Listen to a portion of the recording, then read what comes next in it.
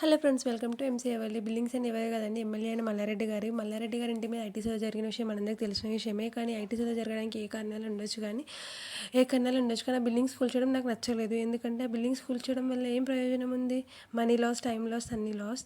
ఆ బిల్డింగ్స్ అని గవర్నమెంట్ అయినా హ్యాండ్ ఓవర్ చేసుకుంటారు. ల్యాండ్ గవర్నమెంట్ తీసుకుంటారు, ఆ బిల్డింగ్స్ కూడా గవర్నమెంట్ తీసుకొని గవర్నమెంట్ ఆఫీసెస్, గవర్నమెంట్ కాలేజెస్ ఉంచితే కొత్త కాలేజెస్ వస్తే ఇంకా గవర్నమెంట్ స్టూడెంట్స్కి అండ్ అన్ఎంప్లాయ్మెంట్ కూడా తగ్గుతుంది. మనకి అన్ఎంప్లాయ్మెంట్స్ కూడా తగ్గిపోతారు, జాబ్స్ వస్తాయి వాళ్ళకి అని నా ఒపీనియన్. మీ ఒపీనియన్ ఏంటో కమెంట్ చేయండి. ఐటీసీ జరగడానికి నాకు ఏమిటంటే, అది బీఆర్ఎస్ పార్టీలోనే ఉన్నారు ఎమ్మెల్యే అయినా కూడా కాంగ్రెస్ పార్టీలోకి రాలేదు. చాలామంది బీఆర్ఎస్ పార్టీలో ఉన్న వాళ్ళందరూ కాంగ్రెస్ పార్టీలోకి జంప్ అవ్వారు. ఇతను అవ్వలేదు కాబట్టి సోదా జరుగుతుందేమో అని అనిపిస్తుంది నాకు. మీరేమనుకుంటున్నారో కమెంట్ చేయండి. నాకు ఎందుకో మంచిగా అనిపించట్లేదు. అరే, ఒక అతని మీద ఐటీ రైడ్ జరగని బిల్డింగ్స్ కూల్చడం వల్ల ఏం ప్రయోజనం ఉంది? టైం వేస్ట్, మనీ వేస్ట్, అన్నీ లాస్ తప్ప. సో ఒకసారి థింక్ చేయండి. మీరు ఏమనుకుంటున్నారో కమెంట్ చేయండి.